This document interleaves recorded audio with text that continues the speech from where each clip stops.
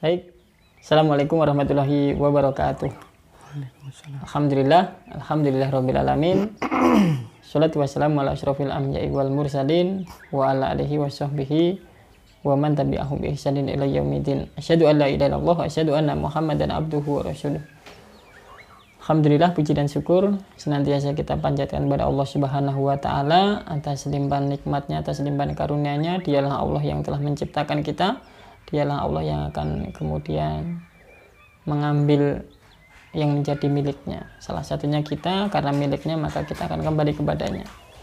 Shalawat serta salam tak lupa pula kita limpah curahkan kepada junjungan kita Nabi Agung Muhammad sallallahu alaihi wasallam, manusia mulia, suri teladan kita semuanya yang telah membawa risalah Islam hingga kita kemudian mengenal Islam sampai detik ini. Pastikan Islam ini bisa mengantarkan kita pada kebahagiaan dunia akhirat kita kelak.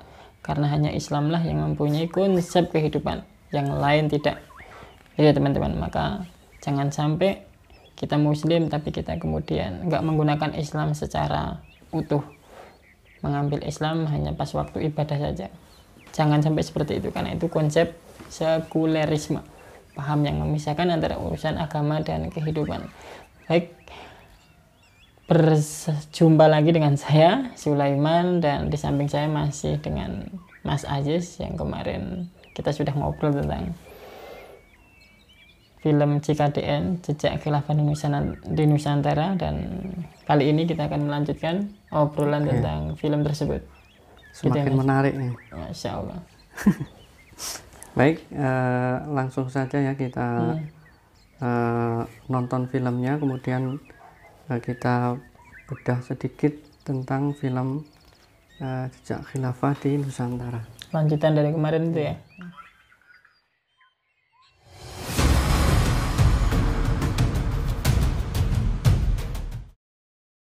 Namun demikian, dikala penaklukan demi penaklukan sedang digencarkan oleh tentara Islam mulai dari Rum sampai ke Nusantara, penaklukan yang sama juga digencarkan oleh tentara Kristen di ujung paling barat dunia Islam, Andalusia.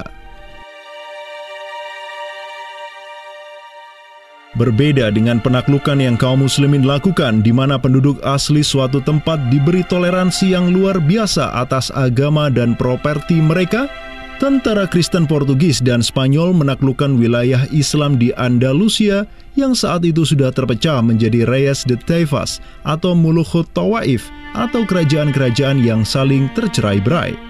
1492, kekuasaan Islam terakhir di Andalusia, Granada, berhasil ditaklukkan oleh suami istri yang menjadi penguasa Spanyol, Fernando de Aragon dan Isabella de Castilla. Penaklukan kembali wilayah Andalusia menjadi negara Kristen yang mereka sebut Reconquista telah menyebabkan populasi kaum muslimin di sana tersapu bersih, entah karena diusir, dimurtadkan, atau dibunuh. Selain Reconquista, kaum Kristen Spanyol dan Portugis juga mempunyai motif ekonomi untuk menjadikan diri mereka kaya, yakni dengan mencari jalur rempah di Samudra Hindia yang saat itu merupakan potensi sumber daya alam yang luar biasa. Program mereka untuk mencari rempah di Samudra Hindia mereka sebut sebagai Estado da India. Kita sering dengar dengan istilah 3G gitu kan. Glory, Gospel, dan Gold gitu kan. Jadi ya mereka ingin ekspansi, mereka ingin menyebarkan misi agama mereka, dan mereka juga ingin mencari gold. Goldnya sini adalah justru adalah rempah gitu kan. Begitulah betapa berharganya rempah pada saat itu, sampai 1 gram pala dihargai dengan 2 gram emas gitu kan. Paus Alexander ke-6, pemimpin kaum Kristen saat itu, begitu mendukung hasrat Portugis dan Spanyol untuk menjelajah dunia dan menyebarkan Kristen. Maka berangkatlah gelombang penjelajah Portugis yang disertai pasukan dan senjata untuk menaklukkan dunia Islam di Samudra Hindia. Di bawah pimpinan Alfonso de Albuquerque, armada Portugis berhasil menaklukkan Goa di India pada tahun 1510, dan setahun kemudian berhasil sampai ke Malaka, merebut pelabuhan strategis itu dari Sultan Mahmud Syah yang memerintah tempat tersebut. Dengan bercokolnya Portugis di Nusantara, Dimulailah babak baru sejarah Islam di kawasan ini.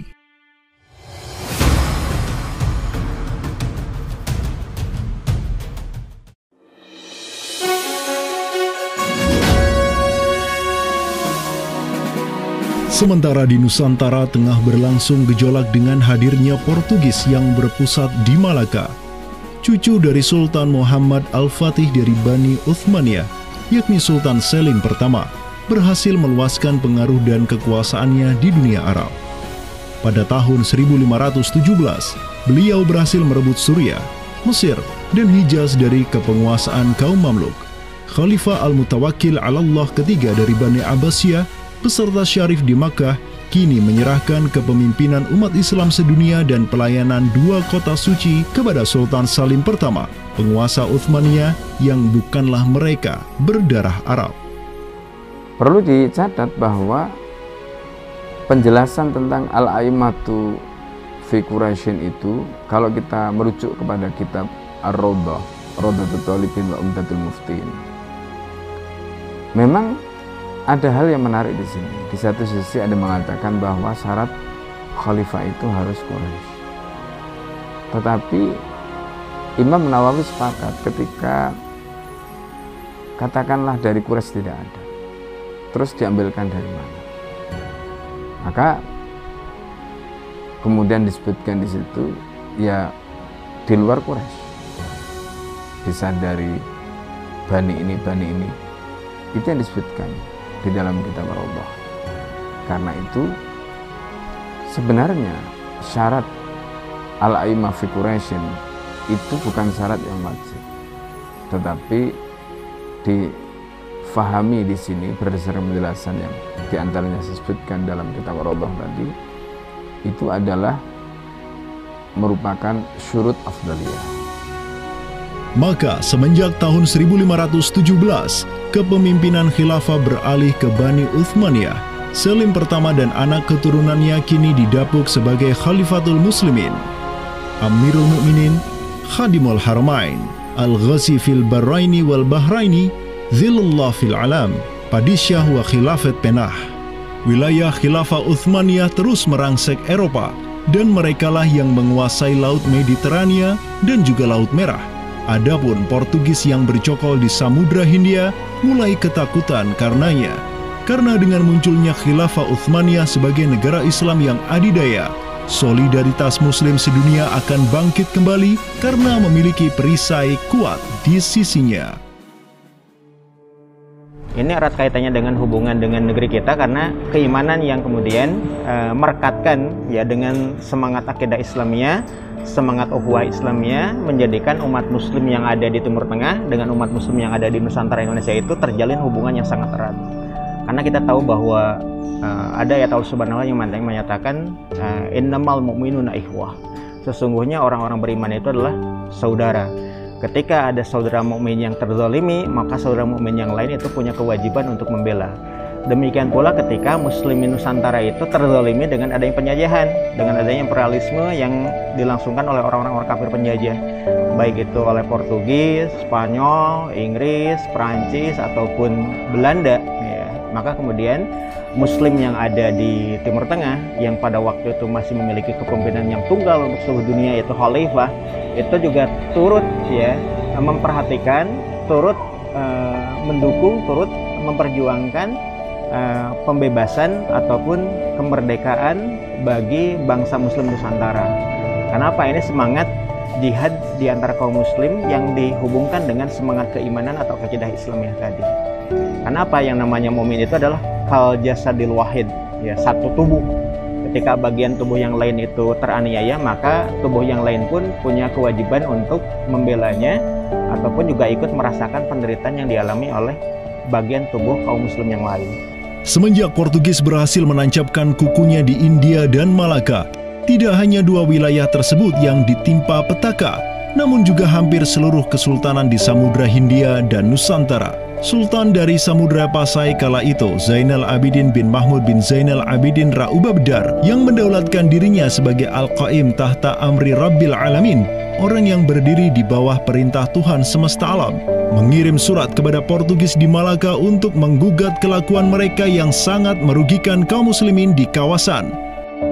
Namun apalah daya, Sultan Zainal Abidin yang ini kemudian dikenal sebagai penguasa terakhir Pasai karena setelah ia wafat pada tahun 1517, bala tentara Portugis datang ke Pasai dan menaklukkan Kesultanan Islam pertama di Nusantara itu dengan penuh tipu daya.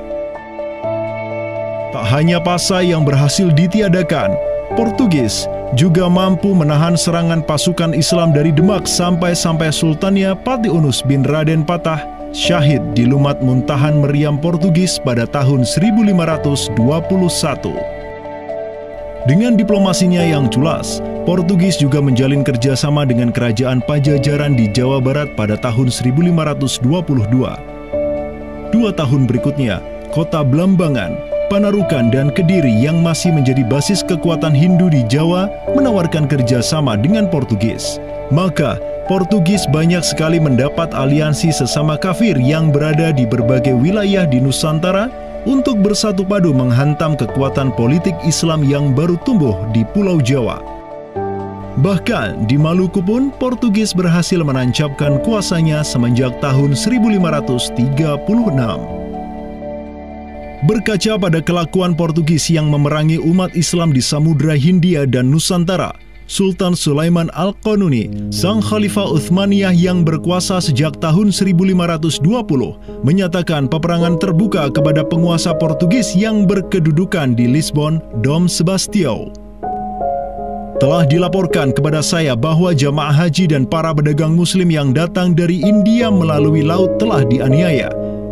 Jika engkau masih membangkang, maka dengan bantuan Allah yang Maha Agung, kami akan melakukan segala yang diperlukan untuk memulihkan ketertiban di negeri-negeri itu, dan tiada guna lagi bagi engkau untuk memprotesnya.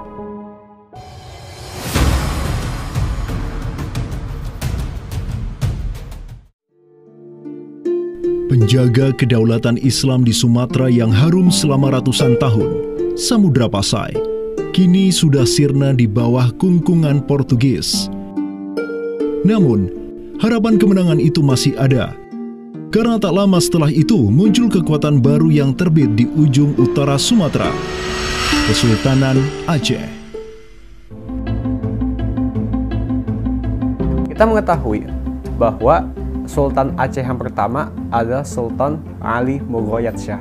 Ya, beliau wafat tahun 1530. Dan ini merupakan masa yang bersamaan dengan Sultan Sulaiman Al-Qanuni dari Khilafah Utsmaniyah. Prestasi Sultan Ali Mughayat Shah telah dicatat dengan tinta emas sejarah. Kegemilangan Sultan Aceh pertama itulah yang direkam oleh salah seorang ulama besar dunia Islam, Syekh Ahmad Zainuddin Asy-Syafi'i Al-Malibari, yang merupakan murid dari ulama tersohor Ibnu Hajar Al-Haytami. Dalam kitabnya Tuhfatul Mujahidin fi Ba'di Akhbaril Burtukaliyin, Syekh Zainuddin Asy-Syafi'i menulis, dan mereka, orang-orang Portugis, semoga Allah mengalahkan mereka, mendatangkan berbagai barang dari negeri-negeri yang jauh. Mereka menjadi ramai dan bertambah banyak di kawasan. Para penguasa berbagai pelabuhan menuruti kehendak mereka sehingga mereka sepenuhnya menguasai pelabuhan-pelabuhan tersebut. Pelayaran hanya dapat dilakukan dengan jaminan keamanan dari mereka. Perdagangan dan kapal-kapal mereka bertambah banyak, dan sebaliknya, perdagangan muslimin di luar kapal-kapal dan benteng-benteng yang mereka bangun makin merosot. Tiada seorang pun yang dapat merebut kota-kota pelabuhan itu selain Sultan yang mujahid, Ali Al-Asy. Semoga Allah menerangkan kuburnya. Karena Sultan Ali Al-Asy lah yang telah membuka Sumatera dan menjadikannya Darul Islam. Semoga Allah membalas kebaikannya untuk kaum muslim dengan sebaik-baik balasan. Kalau kita perhatikan makam Sultan Ali Mughayat Shah, di situ ada kalimat menarik yang terpampang di inskripsi makamnya. Al-Ghazi fil barri wal bahri yansuruhullah. Ya, bahwasanya Sultan Ali Mughayat Shah itu juga dikenal sebagai Al-Ghazi, ya, petarung fil barri wal bahri, di darat dan di laut, yansuruhullah, semoga Allah menolong dia, begitu. Nah, kalau kita telisik gelar ini ya, Al-Ghazi fil Barri wal Bahri yansuruhullah. Gelar Al-Ghazi itu merupakan sesuatu yang biasa digunakan oleh sultan-sultan Utsmaniyah. Inilah sang pemimpin para ghazi dari Aceh, Sultan Ali Mughayat Shah. Ialah yang menyatukan berbagai pemimpin lokal di Nanggro dan menjadikannya sebagai satu kekuatan tempur yang dipenuhi keimanan dan ketakwaan kepada Allah. Sebenarnya yang bergelora di masyarakat Aceh ini itu jihad fisabilillah, ya, atas nama Islam.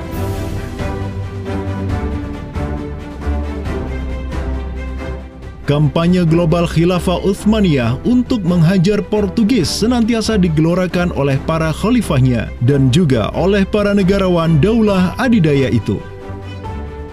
Tahun 1539, Khalifah Sulaiman Al-Qanuni memerintahkan wazir agungnya Hadim Sulaiman Pasha untuk mengirim utusan ke Aceh sebagai bentuk tanggung jawabnya untuk membantu kaum muslimin di sana. Utusan tersebut ialah Hamad Khan, seorang Mesir yang tak lain merupakan sepupu dari Hadim Sulaiman Pasha sendiri. Atas bantuan utusan dari khilafah inilah Aceh dapat menaklukkan wilayah Batak menjadi Darul Islam. Tahun-tahun berikutnya, pucuk pimpinan Kesultanan Aceh digantikan Sultan Alauddin Riayat Shah Al-Qahar, anak dari Sultan Ali Mughayat Shah. Beliau melanjutkan jihad ayahnya dan secara terang benderang turut menyatakan ketundukannya kepada Khilafah Utsmaniyah. Kesatuan agama, kesatuan tauhid dalam Islam itu pasti membentuk kesamaan, kesatuan umat, kan gitu.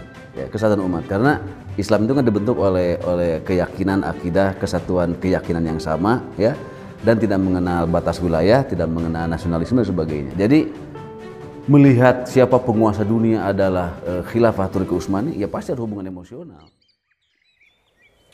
Baik, setelah kita melanjutkan ya menonton film Cikadian ini terkait dengan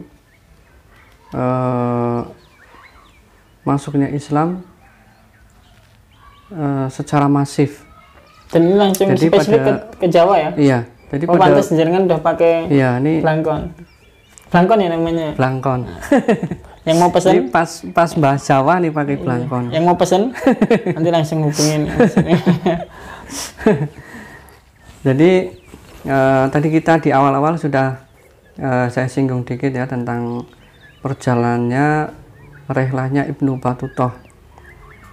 Ibnu Battuta ketika dia ke Pasai dan kemudian beliau juga melanjutkan perjalanan sampai ke timur, ke Jawa, pelabuhan-pelabuhan di Jawa itu ya. Nah di Jawa itu pada waktu itu ada imperium ya, kerajaan besar di Jawa. Nah pada waktu itu namanya Majapahit. Nah masih pada kenal ya Majapahit. Karena pada waktu itu di Jawa Majapahit ini termasuk kerajaan yang besar. Tapi pada waktu itu sudah mengalami penurunannya, sudah istilahnya kekuatannya sudah mulai melemah. Ya karena diakibatkan apa yang dinamakan dengan perang saudara, perang Paregreg namanya. Paregreg apa Paregreg gitu. Ya pokoknya itulah. Perang saudara, perebutan kekuasaan di antara pembesar-pembesar Majapahit ya, di kalangan internal kerajaan Majapahit terjadi perebutan kekuasaan. Nah ini momen ini sangat pas ya ketika datangnya apa yang disebut sebagai Wali Songo. Nah Wali Songo ini kan sebuah tim yang mereka itu melihat ya, tim ini tuh melihat bahwa ternyata Jawa itu kunci ya. Ya makanya dulu ada siapa namanya, kalau nah ini bulan-bulan September, 30 September itu kan kalau kita lihat film G30 SPKI itu tokohnya siapa? DN Aidit ya, mengatakan Jawa itu kunci. Begitu ya? Iya, jadi siapapun yang menguasai Jawa itu akan menguasai Nusantara. Masya Allah. Nah itu ternyata pemikiran seperti ini sudah ada dari zaman Wali Songo dulu, bahwa Jawa itu merupakan kunci. Karena di situ ada sebuah imperium besar namanya Majapahit. Ya walaupun sudah melemah, tetapi kekuatannya masih masih mendominasi. Nah kemudian Wali Songo itu memang mengkhususkan fokus dakwahnya ini di Pulau Jawa. Kemudian setelah ini kan sebenarnya rentangnya kan jauh ya, Samudra Pasai. Ini sudah ada kerajaan Islam, tetapi di Jawa ini belum tergarap. Nah kemudian tim 9 ini atau Wali Songo ini mempunyai strategi agar Jawa ini juga kalau bisa dimasifkan dakwah Islamnya, karena ini merupakan kunci. Nah kemudian, disinilah sejarah mencatat ya walaupun ini sebenarnya banyak yang menentang ya teori ini, ketika tadi sudah saya singgung di awal ya tentang Sultan Muhammad I ini dari Kesultanan Turki Utsmani. Ingat ya, kesultanan bukan kekhilafahan. Jadi waktu itu belum masuk. Turki Utsmani belum menjadi kekhilafahan, tapi masih kesultanan. Karena khalifah pertama dinasti kekhilafahan Turki Utsmani itu kan Salim ya. Khalifah Salim. Nah itu Muhammad I masih jauh di belakang, itu masih simbah-simbahnya Salim ini. Jadi Muhammad I ketika itu ada 4 ulama ya, ulama polimat atau ulama yang mereka itu memiliki ahli dalam berbagai bidang keilmuan. Jadi mereka bukan hanya ulama itu, tetapi dalam keilmuan yang lain juga mereka menguasai. Nah ada 4 orang ulama yang disamarkan. Mereka itu yaitu Syekh Jumadil Kubro, kemudian Syekh Subakir, kemudian Maulana Malik Ibrahim, dan juga Maulana Ishaq. Nah keempat ulama ini sebenarnya dari Samarkand, tapi ketika Samarkand diserang oleh Timur Leng, keempat ulama ini mereka berhijrah ke Anatolia, ke Turki Utsmani, dan meminta perlindungan kepada Sultan Muhammad I. Karena pada waktu itu Timur Leng sudah berhasil merebut kota Samarkand. Ini Timur Leng ini masih keturunan dari Genghis Khan ya, dari Mongol. Nah kemudian ketika Sultan Muhammad I ini membaca buku ya tentang rihlanya Ibnu Battuta, yang ini buku ini hadiah dari Sultan Maroko. Nah ini titik temunya ini. Jadi memang Ibnu Battuta itu pada waktu itu sudah meninggal, tetapi bukunya kan masih meninggalkan catatan ini. Karya. Nah kemudian dibaca oleh Sultan Muhammad I. Nah Sultan Muhammad I itu punya inisiatif ya, agar dengan membaca tulisan dari Ibnu Battuta ini, punya inisiatif untuk memberangkatkan para ulama ya, untuk mendakwakan Islam khususnya di Pulau Jawa. Nah kemudian Sultan Muhammad I ini setelah membaca dari Ibnu Battuta itu teringat ada 4 orang ulama dari Samarkand yang mereka ulama polimat, akhirnya politisi ya. Jadi kan selama ini memahami ulama seolah-olah yang paham agama aja gitu. Mereka juga ilmuwan lah, kalau sekarang mungkin tepatnya ilmuwan ya, bukan hanya ahli di bidang agama itu, tapi mereka juga di bidang yang lain. Karena nanti sangat berguna dalam dakwah itu. Gitu. Dan seharusnya seorang Muslim itu tidak kemudian paham agama yang paham agama nggak paham yang lain, itu nanti akhirnya sekuler kan gitu. Seperti tadi saya sampaikan, seorang dokter juga harus paham ilmu syariat agar ketika menangani pasien ini boleh tidak ya sesuai syariat. Nah, begitu juga tadi ulama-ulama, 4 ulama tadi ya, Iya. si Al-Bakir dan yang lainnya tadi, beliau seorang ulama atau bahasa kita seorang ilmuwan juga, seorang politisi, jadi memang paham yang lainnya juga. Ya, jadi 4 orang ini kemudian dikirim karena Sultan Muhammad I juga berkirim surat kepada penguasa-penguasa Muslim, negeri-negeri Muslim, agar mengirimkan juga ulama ke tanah Jawa. Kemudian 4 orang ini dikirim terlebih dahulu ke tanah Jawa, ke Pulau Jawa. Nah, tapi yang berhasil mendarat itu 2 orang, jadi Syekh Jumadil Kubro dan Syekh Subakir ya. Jumadil Kubro ini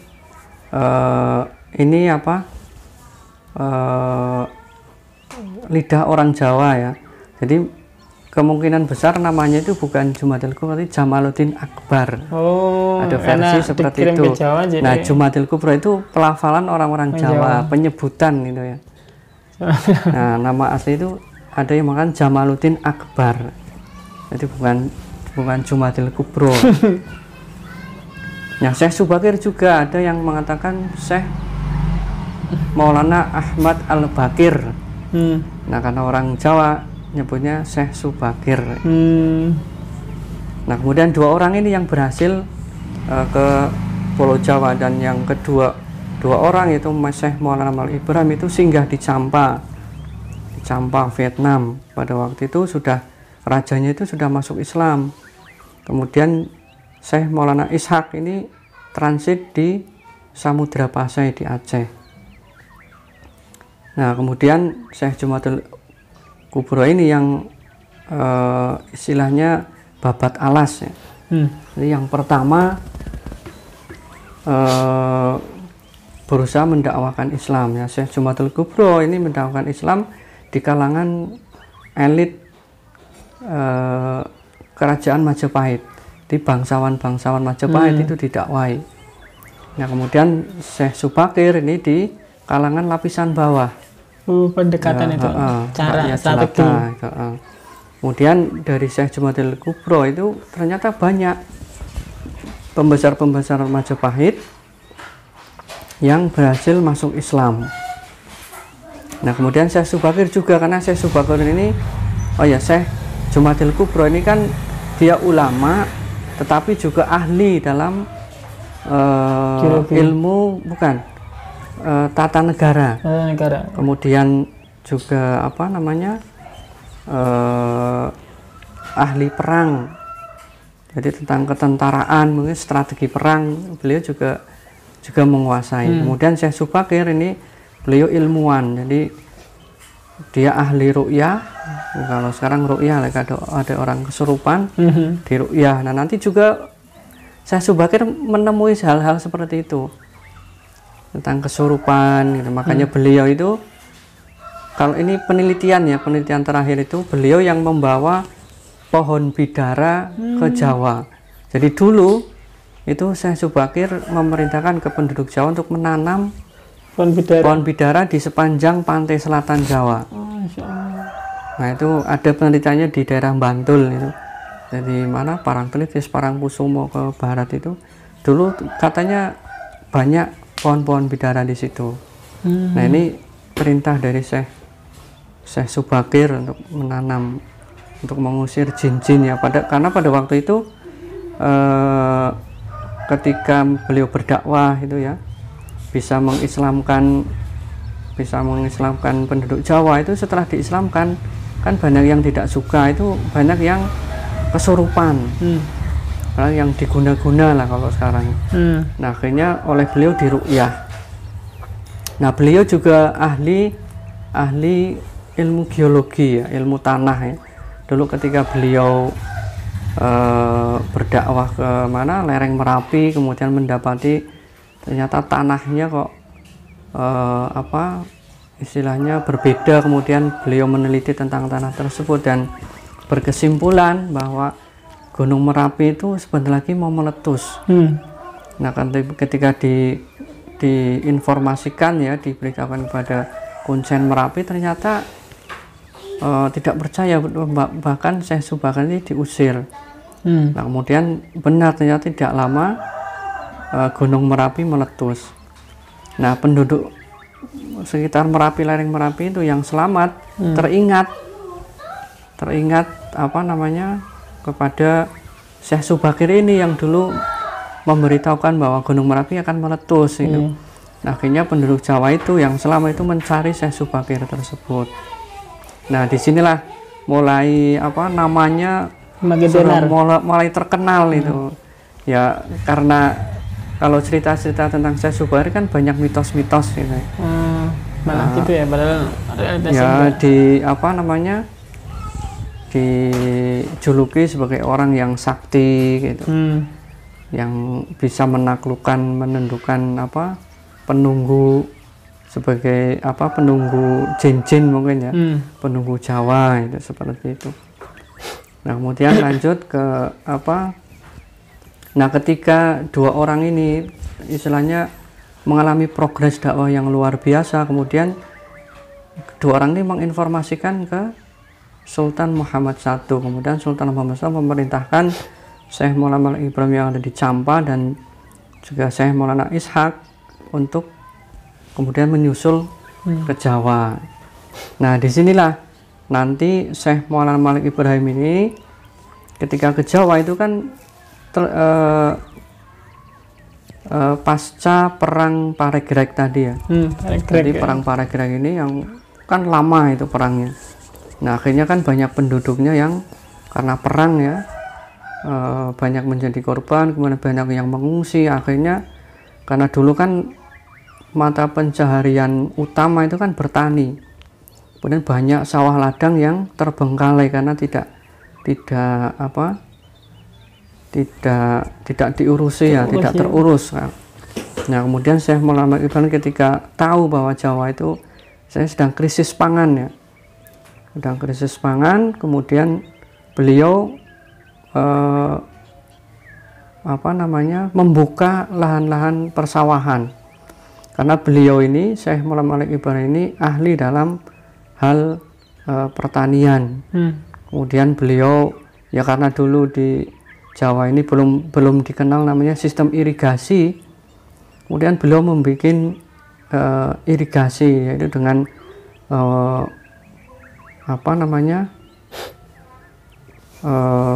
kali ya, sungai di Jawa Timur pada waktu itu Sungai Brantas itu ya, kemudian membendung, kemudian membuat irigasi. Nah, pada waktu itu datang ya kapal muhibah dari Laksamana Cheng Ho dari Tiongkok. Laksamana Cheng Ho yang sangat terkenal itu ya.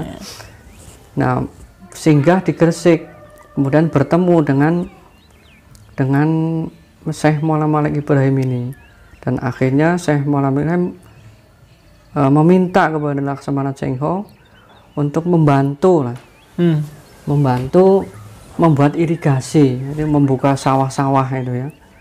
Makanya pasukannya dikerahkan untuk membuat irigasi.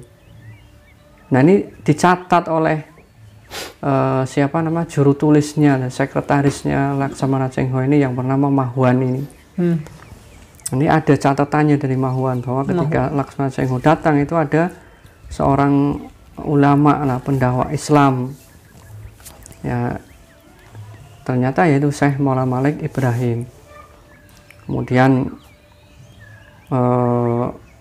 dari prajurit-prajuritnya ini, orang-orang Cina ini akhirnya membantu Syekh Maulana Malik Ibrahim untuk membuat irigasi, untuk membuka lahan persawahan. Nah, ternyata usaha dari Syekh Maulana Malik Ibrahim ini mendapat sambutan yang luar biasa dari pada waktu itu penguasa Majapahit yang bernama Maharani Suhita. Jadi Maharani Suhita mengapresiasi apa yang dilakukan oleh Syekh Maulana Malik Ibrahim dan kemudian digelari sebagai Wong Agung. Nah, dari sinilah sebenarnya dakwah ini mulai dikenal ya. Jadi Syekh Maulana Malik Ibrahim karena dekat ya dengan rakyat biasa seperti itu, dengan para petani Karena apa yang dilakukan oleh Syekh Maulana Malik Ibrahim menjadi apa namanya ya, model atau menjadi percontohan ya untuk membuat sebuah model pertanian yang modern. Kalau dulu paling satu tahun cuma bisa 1 kali atau 2 kali tanam, malah dengan sistem irigasi itu bisa 3 kali, akhirnya hasilnya kan bisa lebih melimpah. Nah, akhirnya banyak dikenal dan mulailah ini proses islamisasi terjadi. Dan karena mendapat pengakuan dari penguasa Majapahit, beliau juga istilahnya mendapat tempat tersendiri ya di kalangan para penguasa. Akhirnya para penguasa merasa tertolong dengan apa yang dilakukan oleh Syekh Maulana Malik Ibrahim. Nah, kemudian Syekh Maulana Ishaq, nah beliau ini berhasil singgah di Blambangan ya. Jadi di ujung Pulau Jawa ya, di ujung timur, di Blambangan atau yang sekarang ya terkenalnya Banyuwangi. Dulu namanya Blambangan. Kemudian pada waktu itu di Blambangan sedang terjadi wabah ya, mirip sekarang ya, wabah virus corona COVID-19 ya. Pada waktu itu terjadi wabah atau pagebluk. Karena beliau ini ahli pengobatan, Syekh Maulana Ishaq ini, kemudian beliau mencoba untuk melakukan pengobatan kepada para penduduk. Nah, dilalahnya dilalah itu bahasa apa tuh? Kebetulan gitu ya. Kebetulan pada waktu itu putri dari penguasa Blambangan ya, itu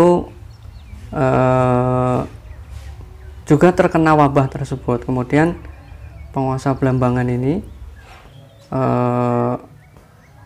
melakukan sayembara. Pokoknya kalau bisa menyembuhkan putri saya akan saya jadikan diambil menjadi suaminya, putra mahkota, menjadi dipek mantu lah istilahnya. Baik, nah kemudian semakin banyak yang jangan sampaikan malah ngantuk sendiri. Masya Allah. Dan saya yakin masih banyak yang perlu mau menjenengan sampaikan. Tapi saya ini Okay. Jadi setelah putrinya sembuh akhirnya dinikahkan. Nah, tapi banyak yang ternyata tidak suka karena dengan dakwah Islam yang dilakukan oleh Syekh Maulana Ishaq ini.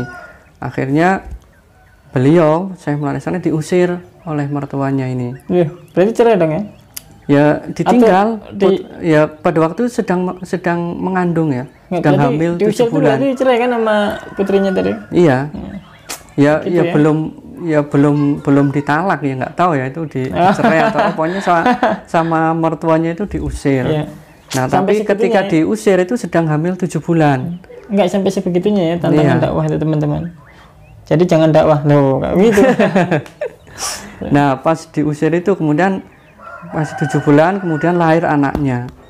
Nah, kemudian ada juga yang masih tidak suka juga dengan anak ini karena ketika anaknya ini lahir ternyata wabahnya itu datang lagi. Nah, makanya para yang benci ini mengatakan wah ini gara-gara anak ini nih. Nah, akhirnya anaknya dibuang. Sebenarnya disuruh dibunuh tapi mertuanya misalnya tidak tega ya. Kemudian anak ini dilarung. Dimasukkan peti kayak itu kan kayak kotak terus dilarung ke laut. Musa kecil ya akhirnya ketemu ibunya.